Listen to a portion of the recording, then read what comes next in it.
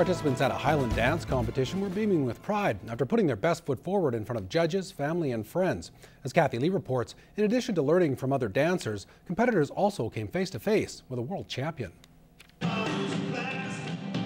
After 4.5 years in Highland dancing, Haley Brown says the reason she loves competing is because of all the people and how supportive everyone is, and I love to dance with my friends. Like for most of today, I danced right beside one of my friends. 6 dance routines later, and Brown is content with how she performed, highlighting some of her strongest points. My turnout and my elevation, and I think my presentation's pretty good too. Of course, every competition is a learning lesson too.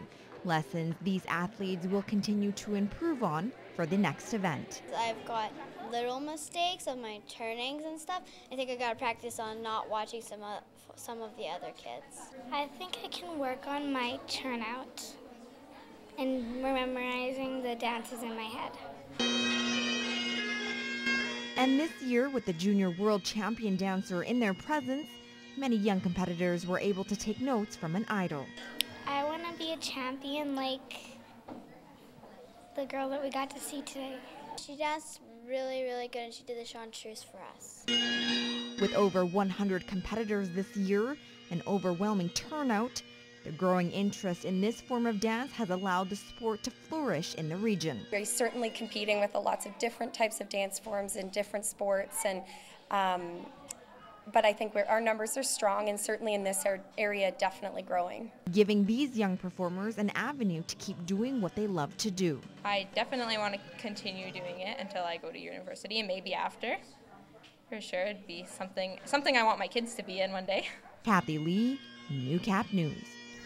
For many small towns, the community hall plays an important role by bringing people together, hosting a variety of events. And with the rising cost of utilities, keeping the lights on can become expensive.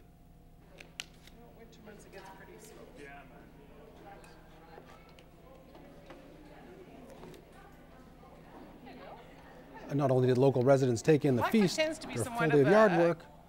bedroom community, and it's sometimes hard getting the people that live here involved. So if this helps to bring them out, that'd be awesome. Last year, over 200 attended this fall dinner, raising approximately $1,500. Organizers are hoping for another good turnout, the proceeds to keep the hall operating.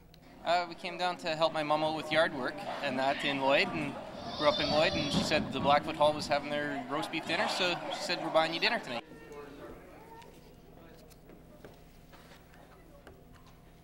It takes time to prepare a healthy and delicious meal.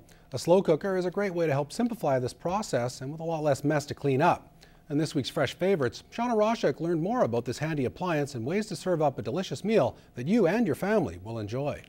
Corinne, I don't have a lot of experience using a slow cooker, but what I like is the fact that it cooks an entire meal in this little pot. So what I want to know is, how does it all work and how does it all come together? Well, slow cookers are actually very simple, and they've been around a long time.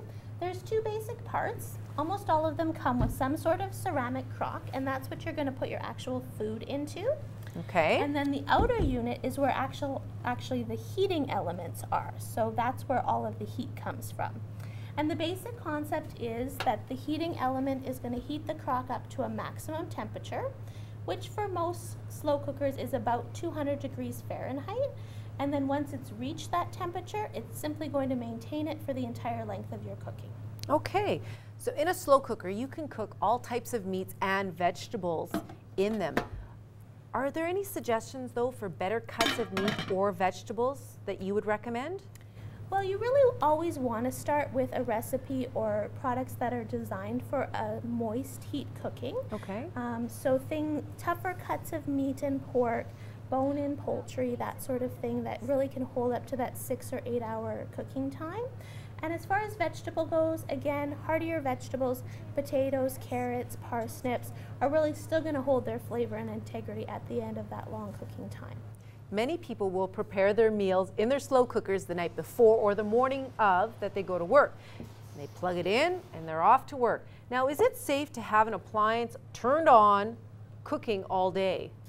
It really is. Slow cookers have come a long way, and they're very well tested, so there's really no concerns leaving them unattended during the day.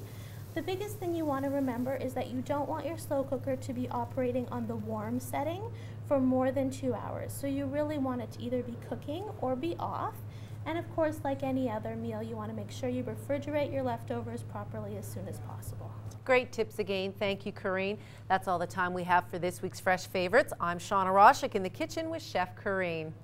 Fresh Favorites is brought to you by Harvest to Home Market, your local connection to top quality Canadian products. Visit harvesttohomemarket.ca for daily specials.